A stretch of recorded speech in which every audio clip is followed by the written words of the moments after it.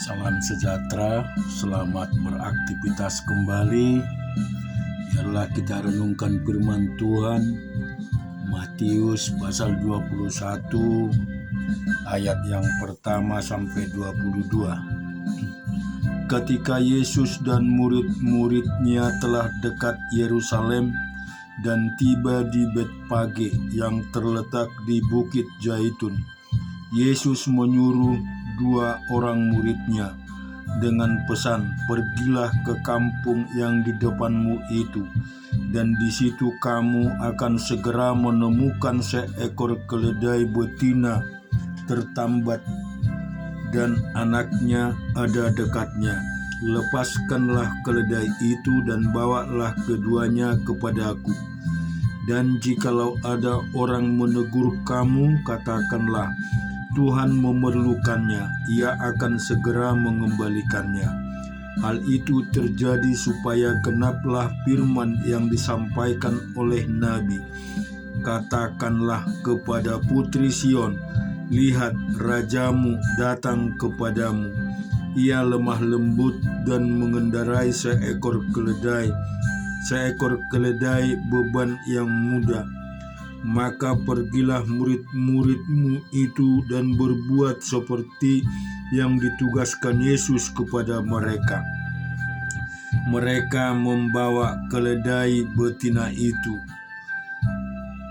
bersama anaknya, lalu menganalisanya dengan pakaian mereka, dan Yesus pun naik ke atasnya. Orang banyak yang sangat besar jumlahnya menghamparkan pakaian di jalan. Ada pula yang memotong ranting-ranting dari pohon-pohon dan menyebarkannya di jalan.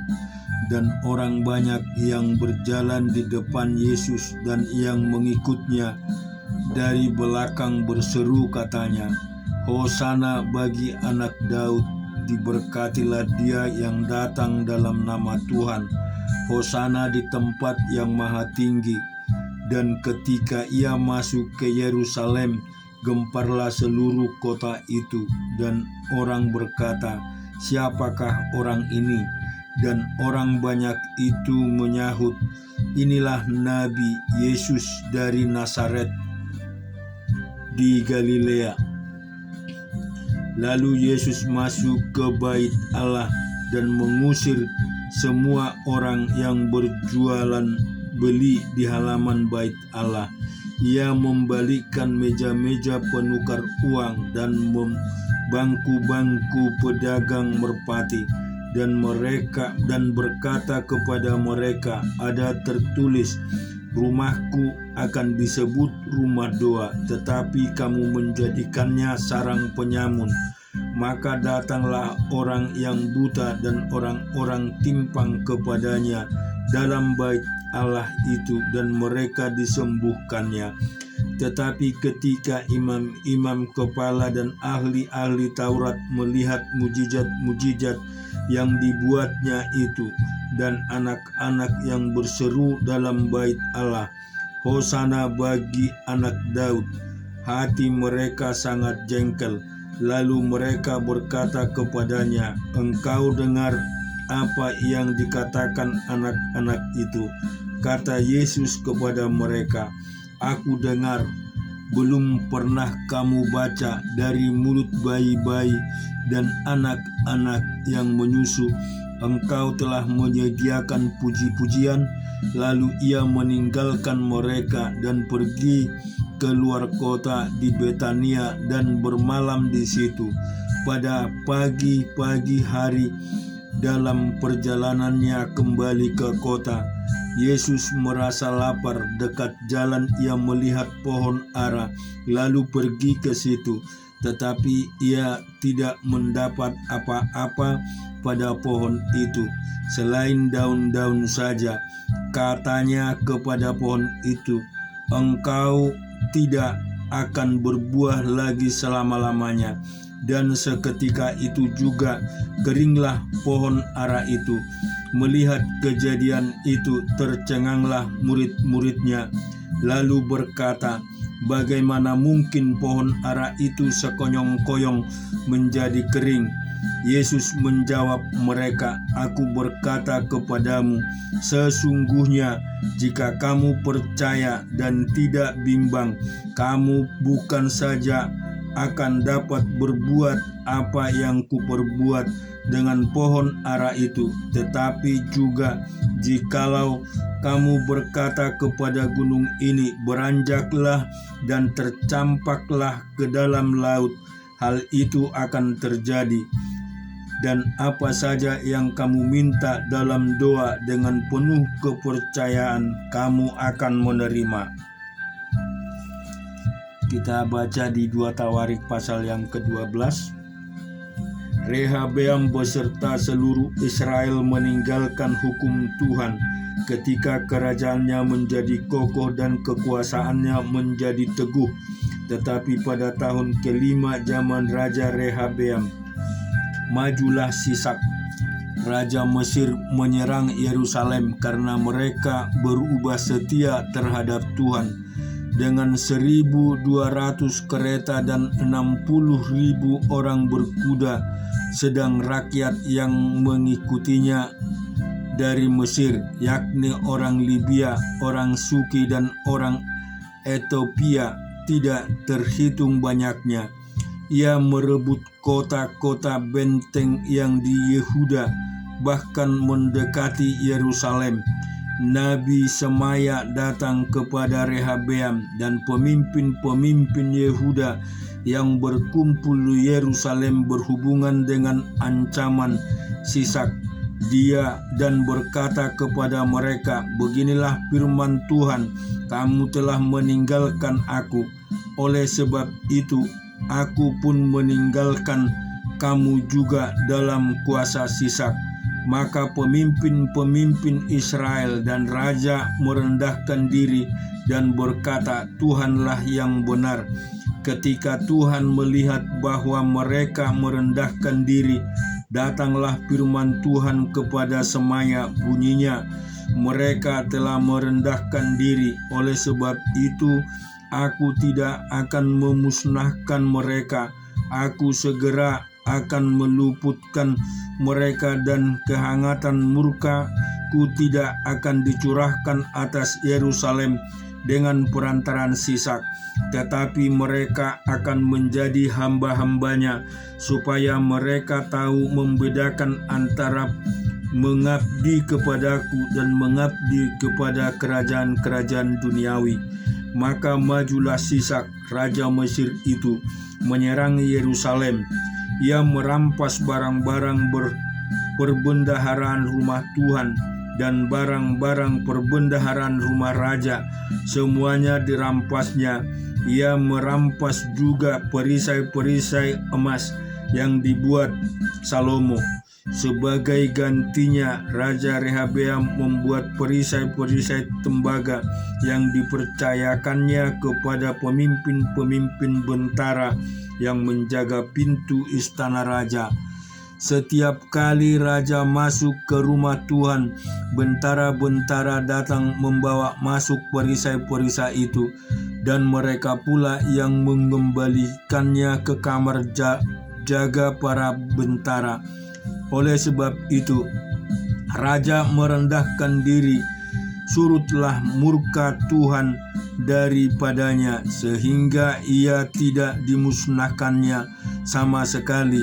Lagi pula masih terdapat hal-hal yang baik di Yehuda. Raja Rehabeam menunjukkan dirinya kuat dalam pemerintahannya di Yerusalem. Rehabeam berumur 41 tahun pada waktu ia menjadi raja, dan 17 tahun lamanya ia memerintah di Yerusalem, kota yang dipilih Tuhan dari antara segala suku Israel untuk membuat namanya tidak di sana. Nama ibunya ialah Naama, seorang perempuan Amon. Ia berbuat yang jahat karena ia tidak tekun mencari Tuhan. Bukankah riwayat Rehabeam dari awal sampai akhir semuanya tertulis dalam riwayat Semaya, nabi itu dan Ido, pelihat itu yang juga membuat daftar silsilah antara Rehabeam dan Yerobeam terus menerus ada perang. Kemudian Rehabeam mendapat perhentian bersama-sama dengan nenek moyangnya dan ia dikuburkan di kota Daud. Maka Abia anaknya menjadi raja menggantikan dia. Kita juga akan baca Bilangan pasal yang ke-24.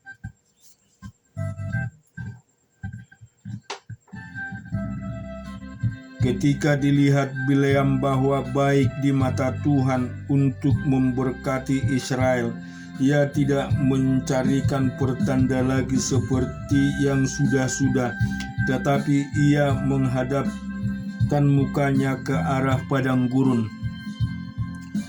Seketika Bileam memandang ke depan dan melihat orang Israel berkemah menurut suku mereka.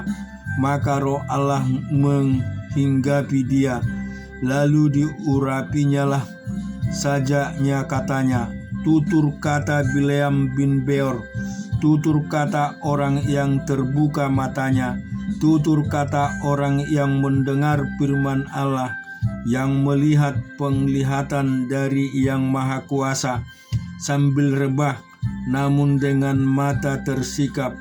Alangkah indahnya kemah-kemahmu, hai Yakub, dan tempat-tempat kediamanmu, hai Israel, sebagai lembah yang membentang semuanya, sebagai taman di tepi sungai, sebagai pohon gaharu yang ditanam Tuhan, sebagai pohon aras di tepi air. Air mengalir dari timbanya dan benihnya mendapat air banyak-banyak. Rajanya akan naik tinggi melebihi Agag, dan keranjangnya akan dimuliakan. Allah yang membawa mereka keluar dari Mesir adalah bagi mereka seperti tanduk kekuatan lembu hutan. Bangsa-bangsa yang menjadi lawannya akan ditelannya habis, dan tulang-tulang mereka akan dihancurkannya dan akan ditembaknya tembus dengan panah-panah. Ia meniarap dan merebahkan diri sebagai singa jantan dan sebagai singa betina.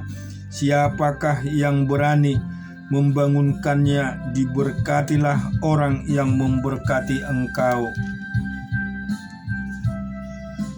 dan terkutuklah orang yang mengutuk engkau. Lalu bangkitlah amarah Balak terhadap Bileam, dan dengan meremas-remas jarinya berkatalah ia kepada Bileam, untuk menyerapah musuhku aku memanggil engkau, tetapi sebaliknya sampai 3 kali engkau memberkati mereka.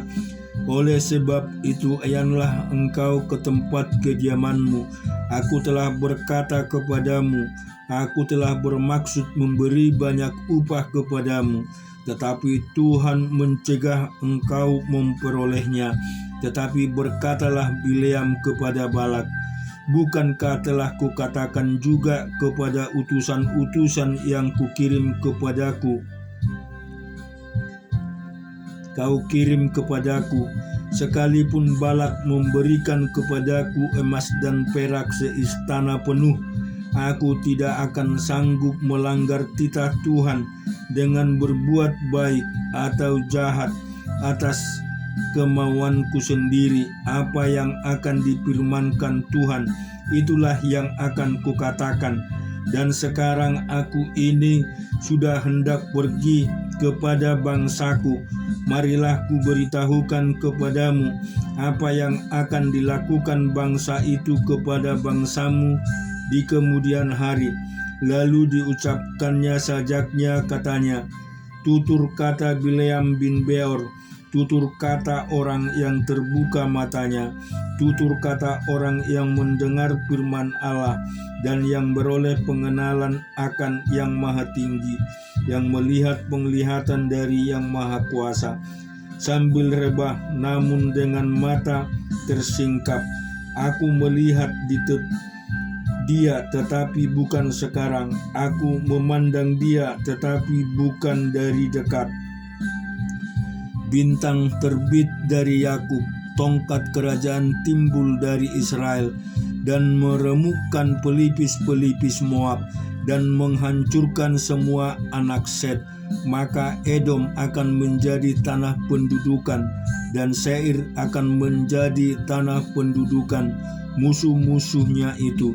Tetapi Israel akan melakukan perbuatan-perbuatan yang gagah perkasa, dan dari Yakub akan timbul seorang penguasa yang akan membinasakan orang-orang yang melarikan diri dari kota. Ketika ia melihat orang Amalek, diucapkannyalah sajaknya, katanya, yang pertama di antara bangsa-bangsa ialah Amalek, tetapi akhirnya ia akan sampai kepada kebinasaan. Ketika ia melihat orang Kini diucapkannya sajaknya, katanya, kokoh tempat kediamanmu, tertaruh di atas bukit batu sarangmu. Namun orang Keni akan hapus berapa lama lagi, maka Asyur akan menawan engkau. Diucapkannya juga sajaknya, katanya, celaka, siapakah yang akan hidup apabila Allah melakukan hal itu? Tetapi kapal-kapal akan datang dari pantai orang Ketim. Mereka akan menindas Asyur dan menindas Heber. Lalu ia pun juga akan sampai kepada kebinasaan. Lalu bersiaplah Bileam dan pulang ke tempat kediamannya, dan Balak pun pergilah juga. Kita akan membaca di Kejadian yang ke-31 ayat 1 sampai 27. Kedengaranlah kepada Yakub anak-anak Laban berkata demikian, Yakub telah mengambil segala harta milik ayah kita, dan dari harta itulah ia membangun segala kekayaannya. Lagi kelihatan kepada Yakub dari muka Laban bahwa Laban tidak lagi seperti yang sudah-sudah kepadanya. Lalu berfirmanlah Tuhan kepada Yakub, pulanglah ke negeri nenek moyangmu dan kepada kaummu, dan aku akan menyertai engkau. Sesudah itu Yakub menyuruh memanggil Rahel dan Lea untuk datang ke padang ke tempat kambing dombanya. Lalu ia berkata kepada mereka, telah kulihat dari muka ayahmu bahwa ia tidak lagi seperti yang sudah-sudah kepadaku, tetapi Allah ayahku menyertai aku. Juga kamu sendiri tahu bahwa aku telah bekerja sekuat-kuatnya pada ayahmu. Tetapi ayahmu telah berlaku curang kepadaku dan telah 10 kali mengubah ucapanku, tetapi Allah tidak membiarkan dia berbuat jahat kepadaku. Apabila ia berkata, yang berbintik-bintiklah akan menjadi upahmu, maka segala kambing domba itu beroleh anak yang berbintik-bintik. Dan apabila ia berkata, yang bercoreng-corenglah akan menjadi upahmu, maka segala kambing domba itu bercoreng anak yang bercoreng-coreng. Demikianlah Allah mengambil ternak ayahmu dan memberikan kepadaku. Pada suatu kali pada masa kambing domba itu suka berkelamin, maka aku bermimpi dan melihat bahwa jantan-jantan yang menjantani kambing domba itu bercoreng-coreng, berbintik-bintik, dan berbelang-belang. Dan malaikat Allah berfirman kepadaku dalam mimpi itu, Yakub, jawabku, ya Tuhan. Lalu ia berfirman, angkatlah mukamu dan lihatlah bahwa segala jantan yang menjantani kambing domba itu bercoreng-coreng, berbintik-bintik, dan berbelang-belang, sebab telah kulihat semua yang dilakukan oleh Laban itu kepadamu.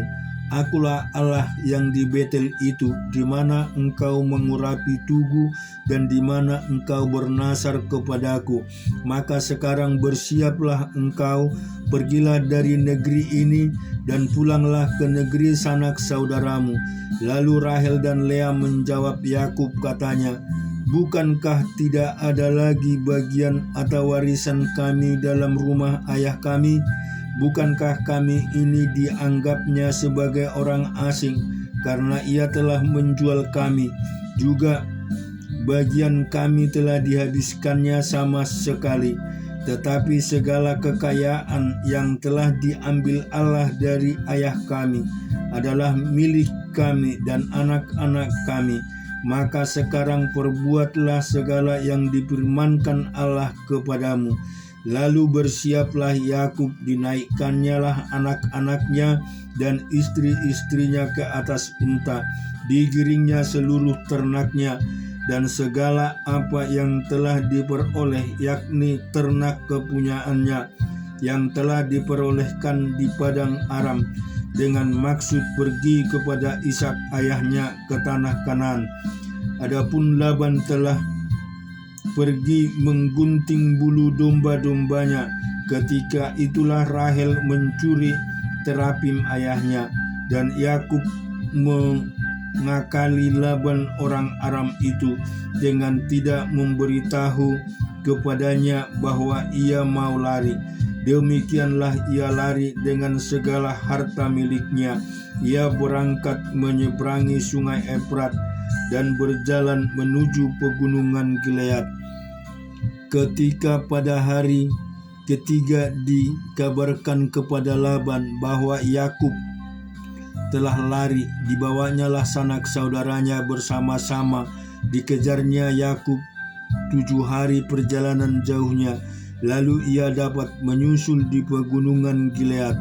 Pada waktu malam datanglah Allah dalam suatu mimpi kepada Laban orang Aram itu, serta berfirman kepadanya, jagalah baik-baik supaya engkau jangan mengintai Yakub dengan sepatah kata pun.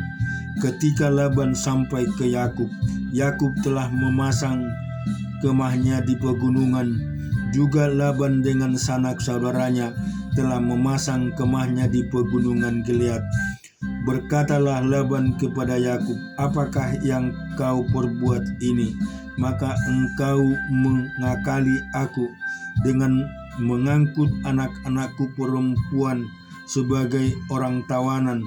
Mengapa engkau lari diam-diam dan mengakali aku? Mengapa engkau tidak memberitahu kepadaku, supaya aku menghantarkan engkau dengan sukacita dan nyanyian dengan rebana dan kecapi? Amin. Tuhan memberkati.